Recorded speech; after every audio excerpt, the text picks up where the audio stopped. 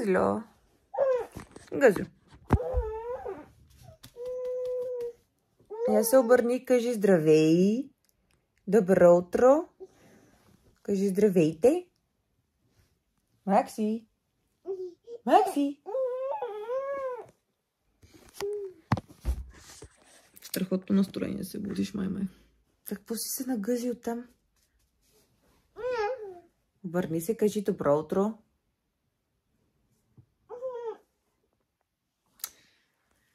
Да, както казах, в добро настроение се буди, гледам. Тежко ми, горко ми днес. Добро утро и добре дошли отново в моя канал. Днес реших да ви взема с нас да прекараме известно време заедно, тъй като в миналото видео, миналия влог, ви споделях за това, за моето раждане, за това как е минало и реших, че е време да ви запозная и с ето този малък господин и всъщност какво се случва в нашето ежедневие. Добре, ето водата. Реалистично. Мисля, че ще ви е интересно. Макси, къде е Макси? Къде е? Кажи здравей, как махаш ръчичка? Да не повярва човек. В този влог просто ще ви пускам кадри от нашето ежедневие с Максим, защото ние сме си двамата по цял ден. По цял ден, по цяла вечер. И да, стандартен влог. Какво си се загледал? Макси, коя съм аз? Как се казва мама?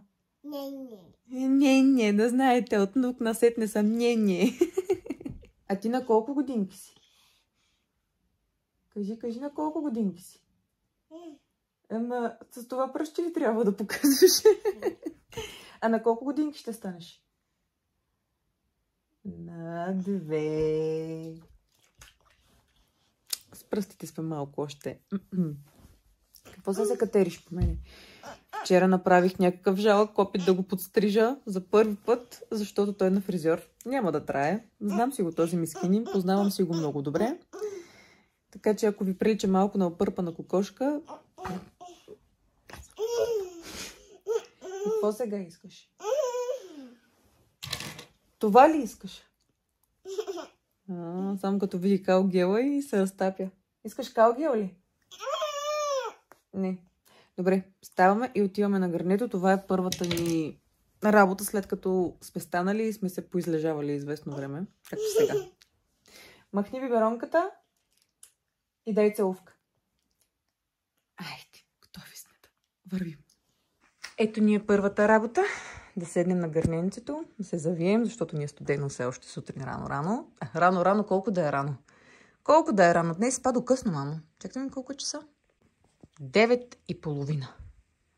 И все още е леко хладничко, затова с едно одялце и сега го чакаме да си свърши работата, господина. През това време искам да ви покажа какво се случва тук. Каква бомба е паднала. Просто. Каква бомба. Лошо ми. Направо ми е лошо. Всяка сутрин хола и кухнята и всичко изглежда по този начин. И го оправям.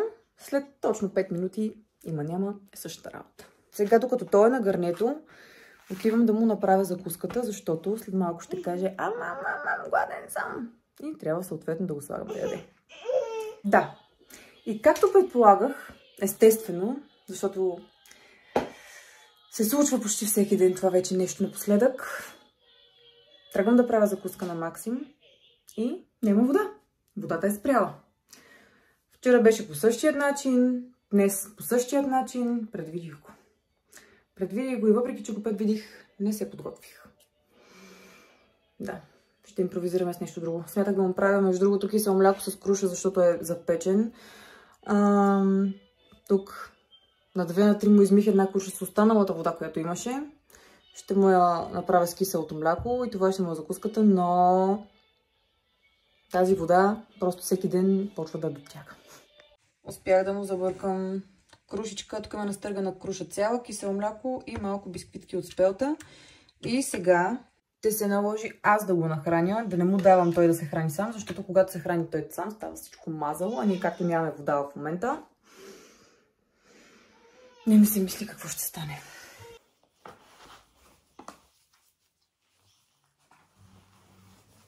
Какво ще прави детето сега? Я махни Бони и кажи какво ще направиш. Ама? Да? Дай ръчички сега на мама. Дай. Ставаш. Дай целувка. Махни Бони и дай целувка на мама.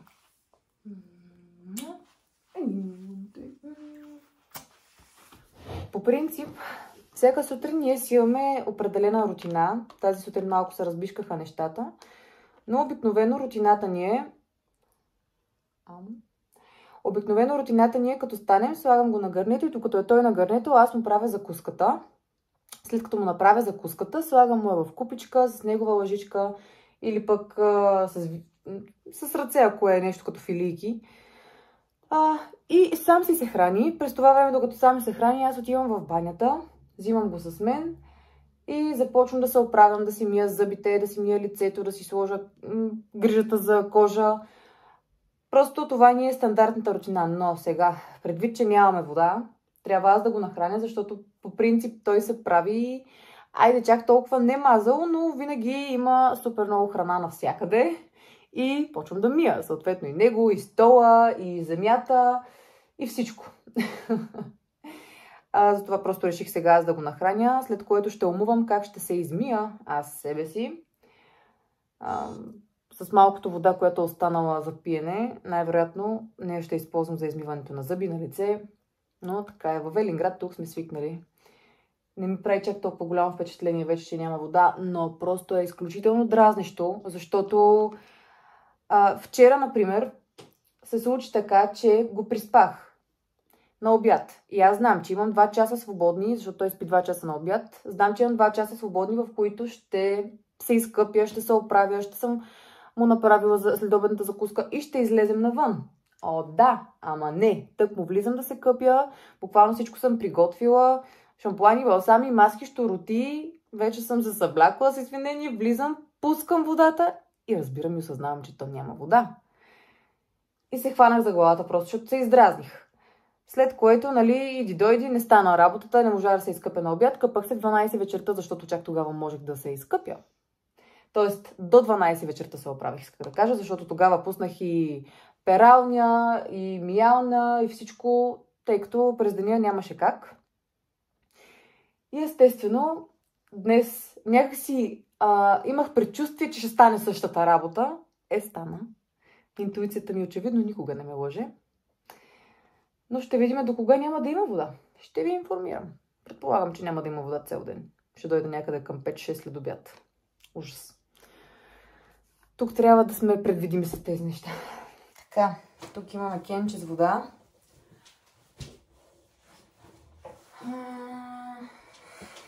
Само, че забравих твоята вода. Така, Максуняк. Той е неговата вода, кенчето с вода. Сега ще намокря ето този напръсник. Той е чист, поне вчера съм го измила с сапун, а такова с веро. Слагаме паста за зъби.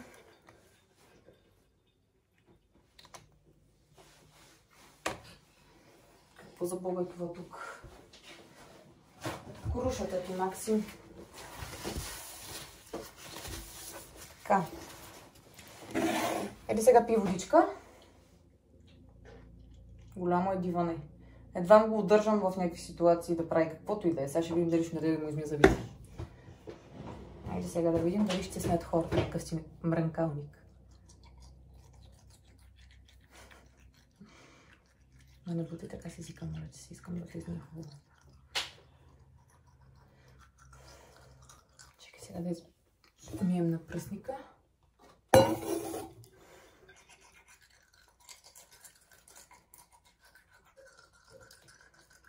И сега е време аз да си сгрея вода за мен също, за да мога да си отида в банята и да видим какво ще направя. Ако въобще направя нещо. Няма къде да си оставя телефона. Статива все още ми го няма, защото ми беше взет.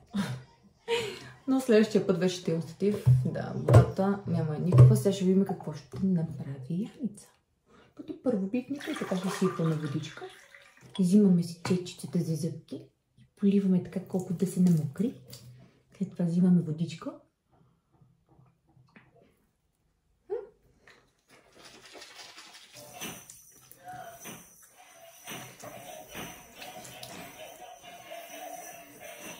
Колкото толкова. По-добре от нищо. Сега. Да. Почваме с грижата за лице, която по принцип сега ми е просто един-единствен хидратиращ крем за лице. Защото имам един серум с витамин С, който използвам всеки божи ден, всяка божа сутрин. Но той ми свърши и в момента е в офис на Спиди. От 2 дни чакат да отида да си го взема. От 2 дни не мога да стигна до Спиди, но днес се предполага, че вече ще отида да го взема. Затова сега слагаме само крем. И нищо друго. Вече ако излизам навън, си слагам слънцезащита. Ползвам ето тази за сега. Това ми е втора опаковка на Beauty of Johnson. Да. А това е кремчето на Skin 1004. Това ми е 4-та опаковка подред. Не мисля да го сменям, защото ми е единствения крем, най-вероятно, който мога да кажа, че ми е паснал напълно на всички нужни критерии, които имам за един крем. Така че не го сменям за сега. Преди използвах много в козметиката на Lumen. Ако сте ме следили отдавна, знаете, че аз използвах много време козметика на Lumen. Беше много, предвид, защото е много изчистена, много ми харесва по принцип. Просто реших да експериментирам с корейската козметика някакъв период от време. И взе, че ми пасна този крем. И не мисля да го сменям повече, така или иначе.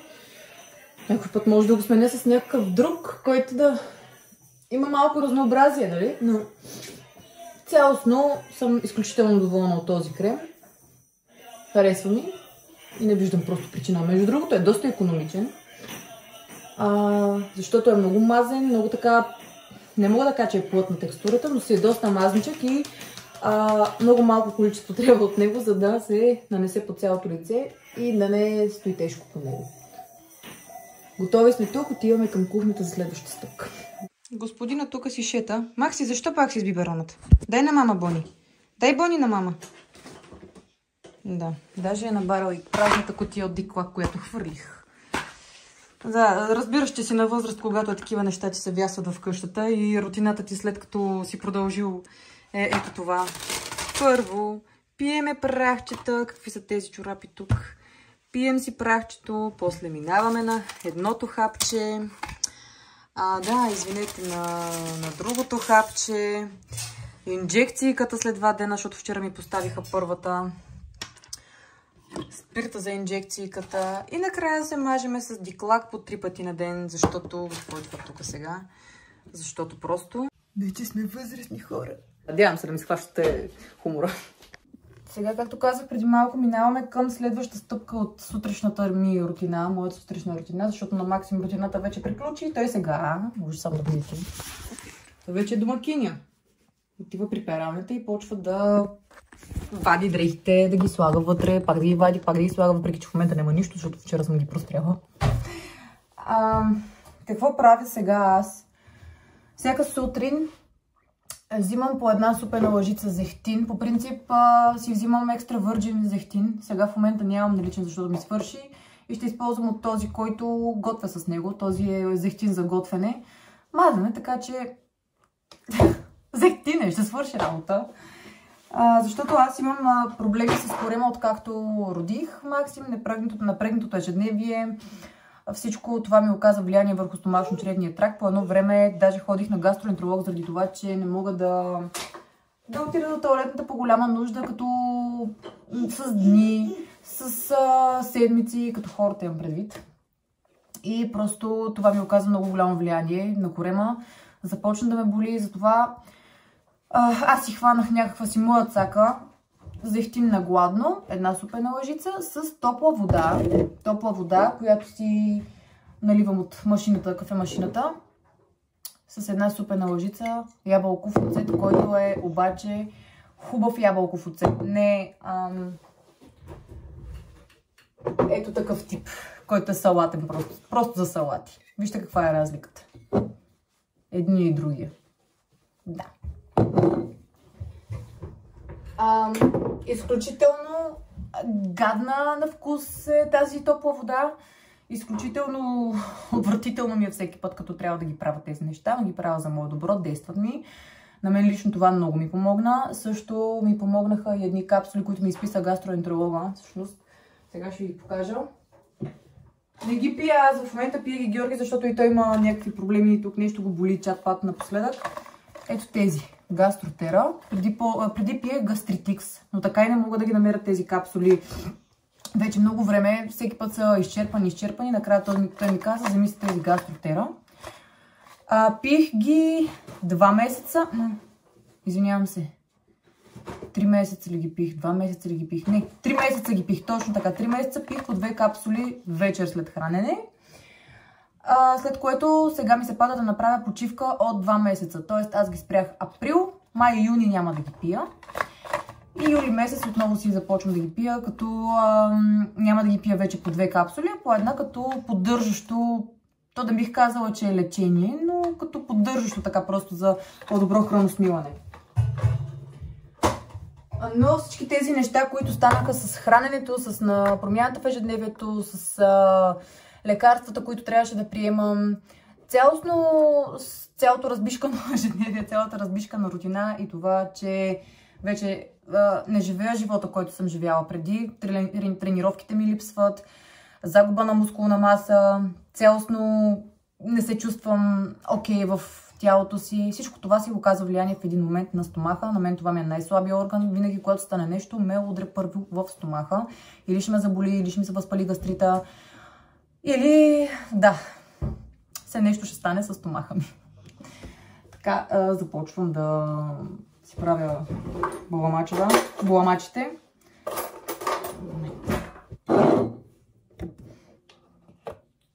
Дай капиш отдолу, няма проблем. Не знам дали се вижда. Да, цялата лъжица е пълна. Ужас. Отиваме към още по-гадната част. А именно водата с ябълков оцет. От него си слагам също една супена лъжичка. И слагам топла водичка. Това е любимата ми част. На камера изглежда като домашна лимонада. Не, отврате. Да, значи това нещо го пия вече 2. Какво става, мамо? Как си? 2, 3 да не кажа месеца. Не знам. Доста време го пия това нещо. Може би да, 3 месеца, както пия топла вода с оцет на хладно, след зехтина. Ролята на ябълковия оцет е, че той е естествен пробиотик и е полезен за перисталтиката. Съответно, затова го добавих като добавка в менюто.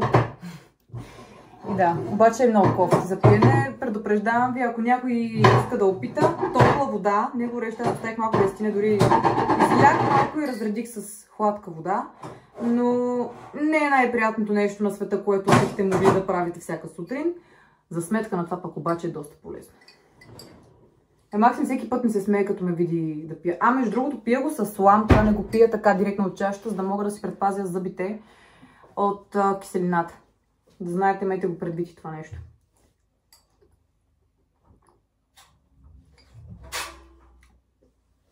Първите няколко глътки са отвратителни всеки път, защото има едно щипене. Макси? Ето го първото хранене за деня. Тук имаме червена леща и едно телешко кюфтенце съм си начупила вътре. По принцип смятах с това да ям и салата, но няма как да я измия, така че ще ям само лещата. Тя поне е богата на фибри. Какво бе, мам? Я покажи как танцуваш. Покажи как танцуваш.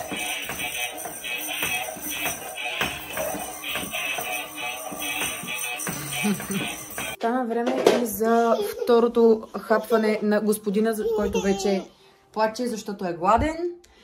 Сега ще ви покажа какво ще хапе той. Ето това е неговото ядене. Това е киноа с телешко кюфтенце и зеленчуци. Хубаво, че вчера му сготвих, защото днеска нямаше да има какво да яде сигурно. Беше една силно ожесточена битка преди малко. Не щеше да яде, нито аз успях, нито той да яде сам. Мъчех се да го нахраня. Не иска, това държи в устата, ядосва се, накрая се задави, брутално се задави. Изкарах се акъла, нормално е.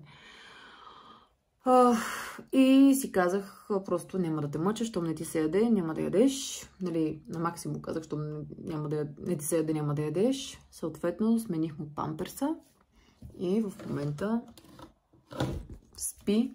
Аз, ето ми го кафето от сутринта, почти непокътнато.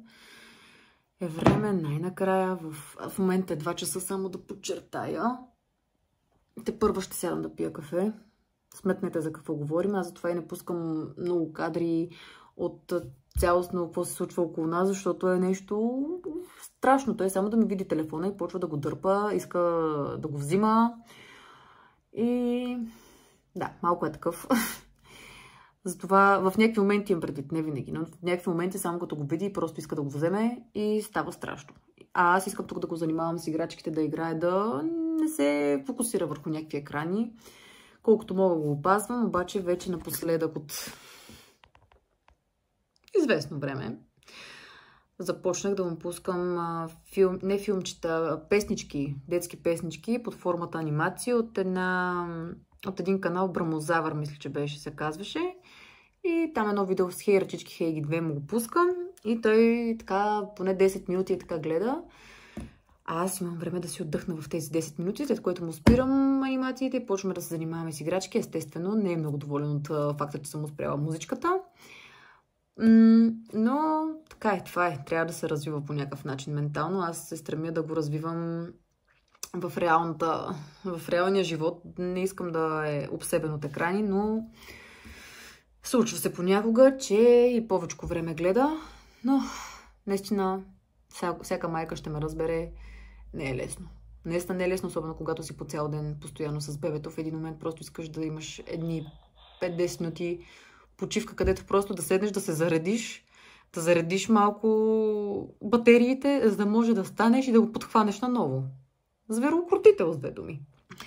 И сега, докато той спи, надявам се да имам едни час и половина-два, да седна да си пия кафето, да си свърша някаква работа на лаптопа. Евентуално тази кочина да я подредя. За щастие водата ни дойде. Дойде ни водата преди малко, което ми позволява да сготвя. Дали ще сготвя, дали ще стигна до там, нямам никаква представа. Все още имаме ядене от вчера, но той не ще да яде нищо. Съответно, искам да му направя една спаначена супичка с спанак, тиквичка и копър и картоф, защото само нея знам, че яде много. Ако и нея не я яде до вечера, това означава, че някой зъб го дразни. И преди ми се е случвало да има такива периоди, в които зъбите го дразнят и преди да пробие самия зъб, той отказва така да яде или пък ако ще яде, държи в устата, в бузата като хамстер държи. И накрая финалната точка е да се задави и да ми изкара акъла, защото само гъчи, като нещо не е на неговото и като почне да реве, само като каже и става страшно. Така че просто ще го пробвам до вечера с тази спаначена супичка, ако не иска да яде. Обяда му беше буквално 2 лъжици от киноата с зеленчуци и телешкото. И половин филийка хляб, която взея, яде, я хвърли на земята и просто каза, че не ще да яде повече. Затова приспивам те викам и сядам да се почивам. Общо взето това е за сега. Аз съм хапнала само тази леща, която ви показах. Червена леща с телешко кюфте. Това ми се ядеше и към него планирах по принцип да си сложа салата. Айсберг и още някакъв зелен микс там измити. Нарязани с такова зехтин и с малко сол и оцет. Обаче не стигнах до салатата, защото нямаше как да я измия. И въпреки, че пише измита на пакета, или салатите измити, въпреки, че пишат, че са измити, аз си ги мия задължително още веднъж, защото просто да съм сигурна, че са измити, понеже не знам, който ме познава отдавна. Най-вероятно знае, че аз бях в болница дори 3 дни, заради това, че хванах хеликобактер и на това хващане на хеликобактер го дължа точно на такива измити в кавички салати готови, защото Имах един период в май 2021 година беше, където си работех по цял ден и нямах буквално никакво време да ям. Аз държах да се храня балансирано, здравословно, да имам салати и съответно изцяло наблягах на основните хранения, да съм и с някакво месо, зеленчуци, тип тези салати зеленчуци. Но много от тези салати консумирах. Естествено, не съм била само на салати, но много салати консумирах такива, които са готови, измити, нарязани за консумация. Няма от какво друго да я хвана тази хеликобактер. Аз просто съм убедена на 100%, че е била от тези салати, защото аз по принцип много добре си мия и плодовете, и зеленчуците. Доктора ми каза, че всъщност хеликобактер се хваща точно от това. От недобре измит плод, зеленчук, някаква бактерия, мръсотия. Не си ям храната с мръсни ръце, не ближа някакви плотове. Откъде друга да е хвана тази бактерия, освен от салатите, защото това беше единствения вариант, от който може да съм е хванала тази бактерия. И съответно тогава си имам една обица на ухото. Мий си зеленчуците, въпреки че пише, че са измити, не вярвай. Аз лично вече не вярвам на нищо в тези вериги. Така че мия си ги и това е. И вас ви съветвам да си ги миете хубаво, обилно, независимо какво пише. Сега оставям ви за момент, да си отдъхна и плана за след малко, дано се случи, дано стане, е да сготвим една спаначена супичка за Максим, да ви покажа как я приготвям. Дано стане работата и да се случат нещата. До след малко. Второ хапване за деня при мен. Това е една филийка хляб, намазана отдолу с ето тази разядка патладжанова. Сложила съм един слайс чедър. И отгоре има котич сирене. Грамажи няма никаква идея. Наоколо правих всичко. Правих си го тук в хола, защото Максим днес е доста неспокоен и почти не спи. Само при най-малкия шум в кухнята. Най-малкия минимален. Само да си взема продуктите да в хола. Се събуди поне 3 пъти. Сега заспа. И е време аз да седна да си хапна спокойствие. Но най-вероятно няма да имаме шанс да сготвим каквото и да е днес, преди да стане, а като стане ще го изкарвам навън, така че или ще готвим до вечера, или въобще няма да готвим. Той напоследък ми прави някакви наистина много странни проблеми с това хранене, не ще да яде, въобще не иска да яде по никакъв начин, само държи в устата, както казах преди малко. И съм склонна просто да му взема едни готови пюрета, защото сега, когато му растат зъби, съм го забелязала, че такава храна, която е на парчета, примерно мусака, кюфтета, месо под някаква форма. Ето, примерно днес яде киноа, това е фино. Не иска да ги яде. Иска само единствено пюрета, крем супи и такива неща. Тъй като крем супа няма да мога да му сготвя за днес, защото ще стане много късно и наистина няма да имам време да го изкарам, а трябва. Това означава, че ще му взема едно готово пюре за тази вечер само и утре евентуално ще сготвим каквото можем да сготвим, докато е буден. Много е трудно да правя каквото и да е с него, докато е буден, защото дори не мога да сготвя една манджа като хората, тъй като той постоянно ме дърпа, ходи на някъде, прави с някакви бели, дори всичко да е обезопасено. Той ще намери начин как да направи беля и да си застраши живота. Най-много да падне от дивана. Аз дивана не мога да го махна от тук. Няколко пъти вече съм го фащала във въздуха в последния момент. Самоубиец, какво да ви кажа. Така са децата, особено момчетата. По принцип, Максим като бебе, като новородено бебе, беше много кротък. Много кротък, каганци. И коликите не бяха чак толкова фатални. Първите зъбчета излязаха, що годе добре. Сега ми взима огъня в буквалния смисъл на думата. И просто правя всичко възможно. Той да не се събуди поне 2 часа от обедния сън, за да мога да си почина по някакъв начин. Макар и да не мога да свърша никаква работа, поне да може мозъка ми да си почине. Много рядко се случва така да си спи 2 часа. Няколко пъти ми се случва да се събуди, да отида да го доприспа, после пак да се събуди, пак да отида да го доприспа и накрая да се събуди финално и на края на деня съм така. Така растат. Знам. При всички е така. Не съм единствения случай. Просто е факт, че не е леко. Ето пак се събужда. Да. Бързам да ям. Въобще това да свърша по никой не мога друго. забравих да кажа. Преди да си направя тази филия, изядох една голяма круша, която не успях да заснема, защото просто изядах набързо. Една голяма круша, така че да знаете. И след филийката ще си хапна ето тези две бисквитки с шоколад. Хайде поне, ако не друго, да се фана да оправя тази кочина вече най-накрая, че няма да я гледам. Слагам телефона някакси и започвам.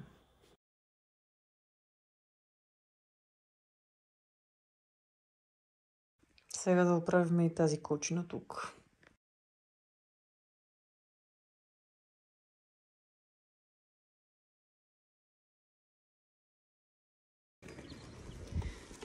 Макси, кажи здравей. Излязохме малко навън да се разходиме, докато времето още е много и светло, и слънчево, и топло, и хубаво. Наистина е уникално. Ще го заведа сега на някой парк. Ще се срещнем с баща му. И да, между другото, ще ви кажа, направихме бананови палачинки, които сега в момента си хапва, защото не беше ял нищо на обяд. Банановите палачинки, между другото, стават много лесно, много бързо. Вътре сложих яйце, половин банан, нали, едно цяло яйце, половин банан, 2 супени лъжици котеч сирене. Това нещо го разбърках. Малко брашно от Рошков, например, една супена лъжица се пада брашно от Рошков и 3-4 супени лъжици брашно от спелта. Това го забърках с малко масълце или зехтин, може да се изпекат на тигана, зехтин за готвене, защото другия не е подходящ, който е екстра върджин. А този за готвене, между другото, няма вкус дори на маслина, така че е много подходящи за такива пържени филийки, палачинки. Супер стават. Не ми прави никакво впечатление, че съм готвила с зехтин лично на мен. И може и с кокосово масло да се изпекат, между другото, тези палачинки. Става още по-хубаво. Много ги харесва, поне тя ги яде. И сега отиваме да поиграем малко. За вечера вече ще го мислим, защото нищо не успях да свърша, понеже той спеше много лекичко. И всеки един шум просто да тропна малко и веднага така в камерата очите и заспива. И така. Макси! Макси! Къде си, мамо? Какво има тук? Дръвче. Айде да откъсни си едно листенце, ако искаш. Я погледни към мама. Здравейте! Включвам се на следващия ден, защото трябва да си довършим работата, която вчера не я довършихме, която вчера всъщност не я направихме, защото нямах възможност. А именно да сготвя спаначената супичка на Максим, която ви бях казала, че ще ви покажа как я правя, защото тя не е просто бебешка супа, тя става изключително вкусна, кремообразна. Имам предвид вкусна крем супа, богата на хранителни вещества. И тук съм си подготвила нещата. Изключително проста, елементарна за изпълнение, така че да действаме. Пускаме да загреем котлона и през това време ще ви кажа какво ви е необходимо. Значи тук имаме, това не е краставица, това е една голяма тъмна тиквичка, 3 купченца спанак, скелитка чесън. Тук съм си нарязала една глава лук. И тук има на купченца 2 средни картофа, които съм сложила във вода, докато стане време да ги сложа в тенджерата, да не вземат да потъмнеят. И сега това, което правя е, пускам си аспиратора, може да ви шуми малко, намалям котлона на 7 от 9-та степен. След това слагам една супена лъжица зехтин в тенджерата. Това, което пуши, което виждате, че пуши всъщност е вода. Останала е вода в тенджерата. Винаги измервам мазнините с лъжица. Аз готвя с ето този зехтин. Този е специално за готвене. Слагам лука да се позапържи. Ако все пак искате да не запържвате нищо, просто с зехтина може да добавите малко водичка. Може да добавите малко водичка, да сложите капака и така да се задушават. Аз не виждам някакъв проблем в това в момента вече, тъй като той е по-голям. Леко да позапържа лука и след това да ги задушам. След като лука вече е станал леко златист, може да видите, ще слагам тиквичката, разбърквам Добавям малко вода. Съвсем малко.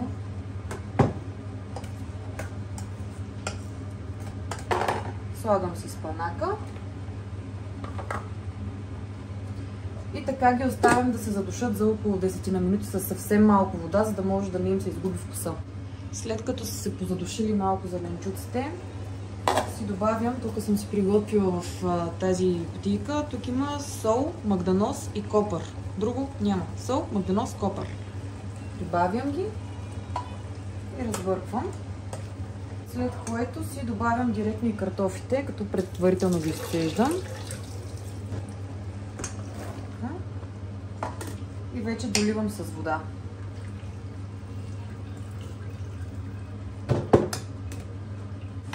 Това е чесъна, го слагам накрая, вече преди да изключа. През това време, докато чакам да се сготви манджата, сядам на лаптопа, защото трябва да свърша малко работа. Имам малко работа по програмата на една клиентка. И накрая ще ви покажа крайния резултат от супата, която най-вероятно ще му стане за вечеря. Супата вече е готова. Сега това, което правя, е да добавя чесъна. Върквам. Отварям така с капака, махам от котлона. След като изстине, тогава вече ще я пасирам. Сега, докато е вряла, просто не искам да го правя това с пасатора, понеже ми е пластмасов и така. Ето вече изстинала нашата супичка. Сега е време да я пасирам и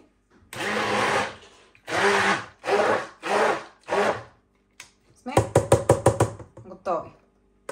Особено в комбинация с котич или крема сирене става просто нещо невероятно. И ще направим някаква салатка. Макс ще яде същото, само че вътре ще му сложа малко телешко месце. Здравейте пак! Познайте след колко време се включвам? След една седмица. Защо? Защото се разболяхме. Това си е типично. Типично за зимно-пролетно-лятен сезон. Аз вече не знам какъв сезон сме, честно да ви кажа. Един ден е студено, един ден е топло, следващия ден пак е студено, следващия ден пак е топло. Да. Някакъв вирус много гаден ни хвана. Държа ни много време.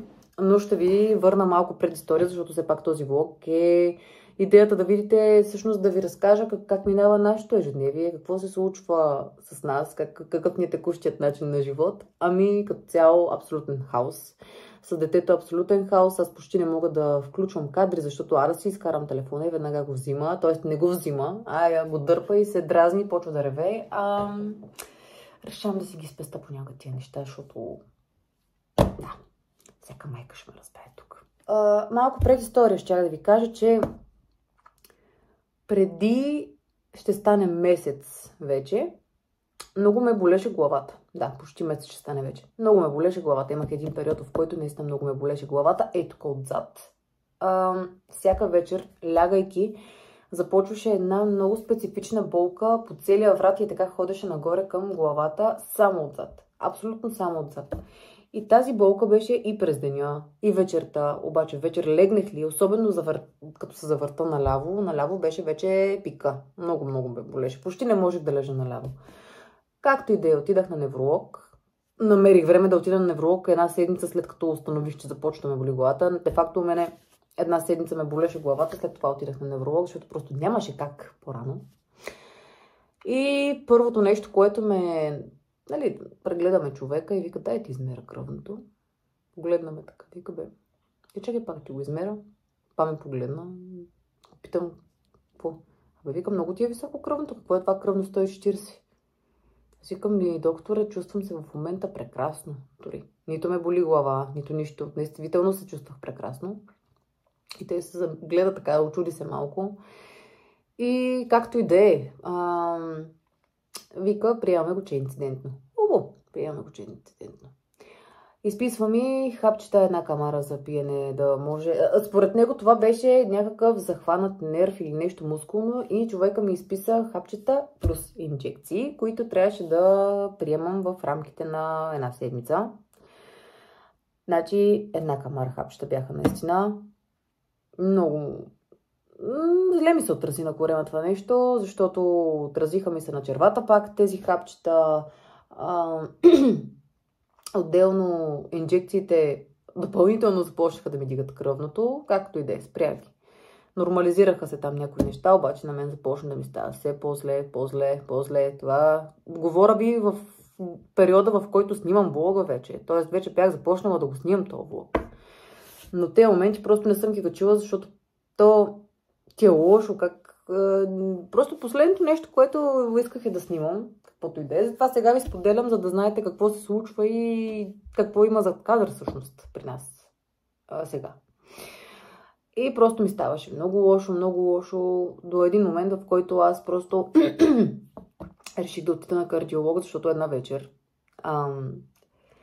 лягам, главата ми ще се пръсне, налягане, яко налягане и ставам, вече меря си кръвното 150 на 100 почти. Викам си, няма нещо. Давай да ходя на кардиолог. Съответно отидахме на кардиолог. Жената също ми мери кръвното, прави ми кардиограма, гледаме на ехограф. Вика, всичко е точно, кардиограмата е нормална, но това кръвноверно ти е високо. Къде го дигаш това кръвно? Не знам. Откъде може да го дигам това кръвно? Идея си нямам. И се оговорихме. Така. Тя вика, хапчета за сега няма да ти изписвам. Ще трябва да пуснеш някои изследвания. И аз си казах, добре, много ясно, че ще пусна, няма проблем. Каквото кажете това.